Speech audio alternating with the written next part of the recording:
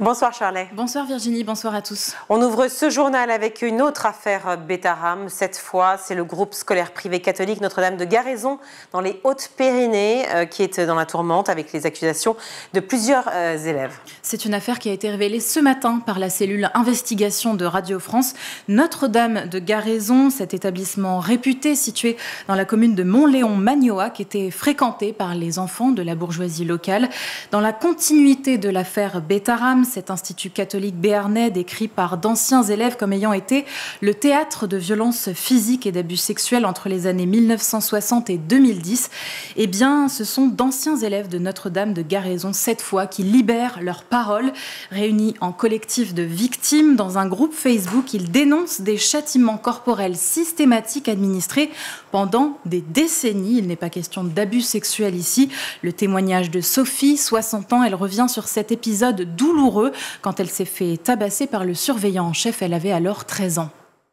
Quand il a ouvert la porte, alors vas-y, coup de pied, coup de poing, mais c'est surtout quand il m'a attrapé la tête.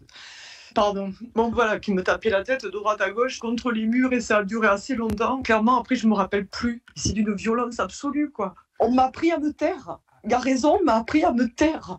Les violences à Notre-Dame de Garaison, c'était aussi la nuit, comme le raconte Henri, 37 ans après les faits.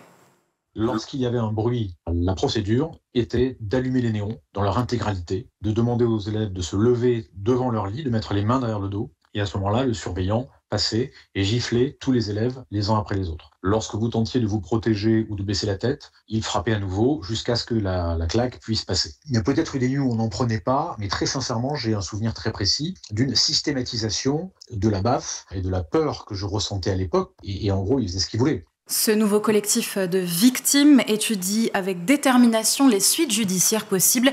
Il faut que ça se sache, affirme un ancien élève de l'établissement.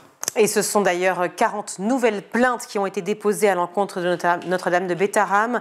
Mais cette fois, les victimes ne viennent pas seulement de la France, Shirley, mais du monde entier. Oui, ils résident en Irlande, au Canada, au Mexique ou à Monaco. Ces anciens élèves ont décidé de franchir le pas et de parler, à l'instar de leurs anciens camarades, souvent par solidarité. Leurs plaintes concernent des violences physiques commises entre 1970 et 2000 par des prêtres déjà dénoncés par les victimes.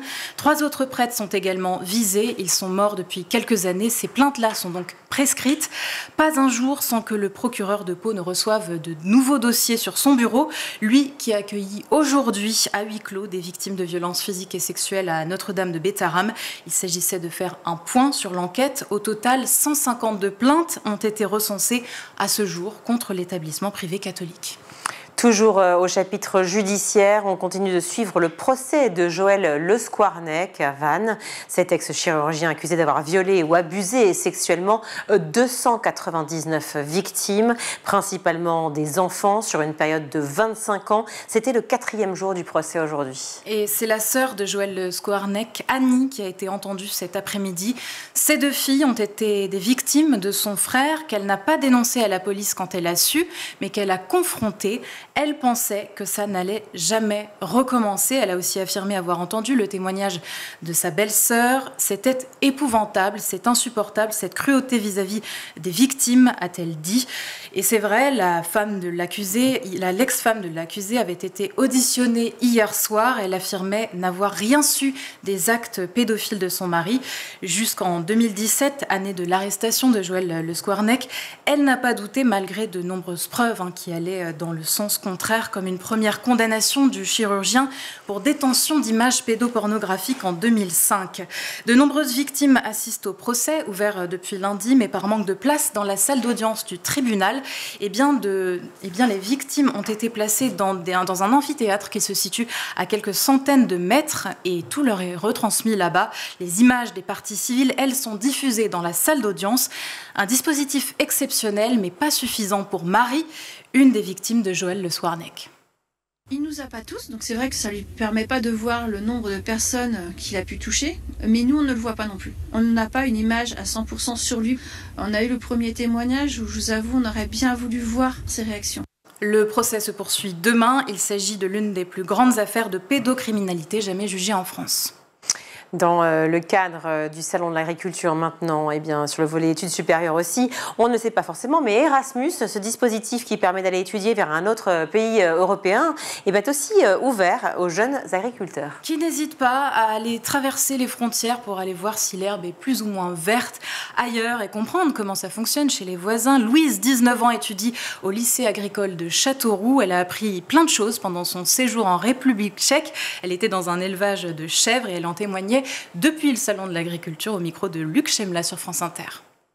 J'ai participé un petit peu à la traite, j'ai pas mal assisté aussi à la transformation du lait des chèvres. J'ai fait des yaourts et tout simplement de la mise en bouteille. Les bâtiments étaient vraiment vétustes, le système de traite était un système semi-automatique, tout à fait normal. Alors elle durait 4 heures, donc c'était beaucoup plus long que ce que je connaissais en France. 1 heure, 1 heure et demie. Des ingénieurs qui veulent se spécialiser dans l'agriculture tentent aussi l'expérience. Pour Vincent Roseval, un enseignant qui accompagne des jeunes du programme Erasmus, c'est toujours enrichissant. Ce qu'apporte Erasmus, c'est des réseaux, un accompagnement, mais aussi des bourses qui sont indispensables. 80%, je veux dire, de nos étudiants qui partent, sans ces bourses, ils ne pourraient pas partir vivre cette expérience. Au total, plus de 15 000 élèves et étudiants de l'enseignement agricole en France effectuent une mobilité Erasmus chaque année. Et pour finir, alors que le mois de février se termine, une nouvelle mesure entrera en vigueur dès le mois prochain. Elle concerne les apprentis. Oui, leur salaire va baisser à partir du 1er mars. C'est le budget 2025 de la Sécurité sociale, récemment adopté, qui change la donne car le gouvernement prévoit de prélever davantage le salaire brut de ces jeunes travailleurs. Ils seront soumis à des impôts dont ils étaient jusque-là exonérés, comme la CSG, la contribution sociale généralisée, et la CRDS, la contribution au remboursement de la dette sociale. Cette mesure doit permettre de renflouer les caisses de la Sécurité sociale. Pour un apprenti payé au SMIC, eh bien, cela devrait se traduire par une baisse du salaire net de 146 €. À noter que cela ne concernera pas les actuels apprentis, mais seulement les contrats signés à partir du 1er mars dans les entreprises de plus de 10 salariés. Merci beaucoup, Shirley.